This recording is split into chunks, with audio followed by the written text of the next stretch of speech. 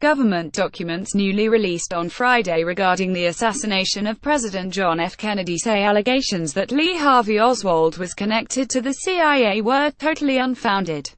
A 1975 CIA memo says a thorough search of agency records in and outside the U.S. was conducted to determine whether Oswald, who shot Kennedy in Dallas on the 22nd of November 1963, had been used by the agency or connected with it in any conceivable way. The memo said the search came up empty. The memo also said there was also no indication that any other U.S. agency used Oswald as a source for recruitment. The National Archives released another 676 government documents related to the assassination, the third public release so far this year. Under law, all the documents were to be disclosed to the public last week. Most of the latest release comprises 553 records from the CIA that previously were withheld in their entirety. There are also records from the Justice and Defense Departments, the House Select Committee on Assassinations and the National Archives. University of Virginia historian Larry Sabato complained that many of the documents in the latest release were still heavily redacted. He tweeted about a 144-page record, titled Material Reviewed at CIA Headquarters by House Select Committee on Assassinations staff members, that had writing on only a handful of pages. Donald Trump has ordered the release of all records related to the assassination, and they are expected to be made public on a rolling basis during the next 3 to 4 weeks.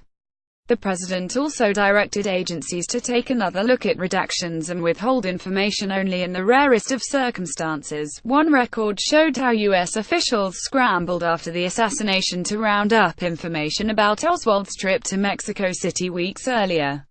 Officials wondered whether Oswald had been trying to get visas at the Soviet and Cuban embassies in Mexico City in order to make a quick escape after assassinating the president.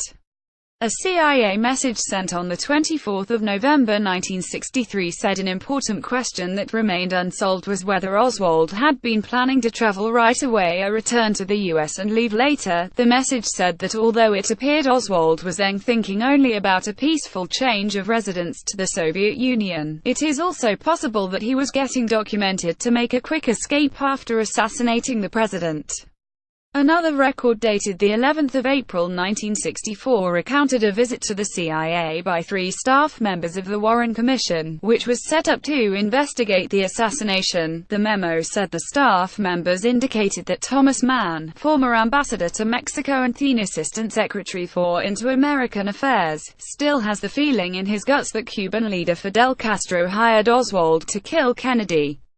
They said, however, that the Commission has not been able to get any proof of that. Also in the latest release was a 20-page FBI analysis of civil rights leader Martin Luther King Jr. dated 12 March 1968, a month before he was assassinated on 4 April. One section alleges that King was attracted to a former member of the Communist Party in America. It notes that 2 previous aides were party members and 8 others, who helped shape King's organization in its early stages, had communist affiliations. The analysis said that in the early 1960s, the Communist Party was trying to get a black labor coalition to further its goals in the U.S. It referenced a May 1961 issue of a communist newspaper that stated communists will do their utmost to strengthen and unite the Negro movement and bring it to the backing of the working people. The FBI said King and his organization were mad in order to achieve these objectives. The FBI's surveillance of King is well known, and the analysis includes several pages about his UAL life. One document said a black minister who attended a workshop to train ministers in February 1968 in Miami expressed his disgust with the behind-the-scene drinking, fornication and homosexuality that went on at the conference. Throughout the ensuing years and until this date, King has continued to carry on his UAL aberrations secretly while holding himself out to public view as a moral leader of religious conviction, the FBI report said.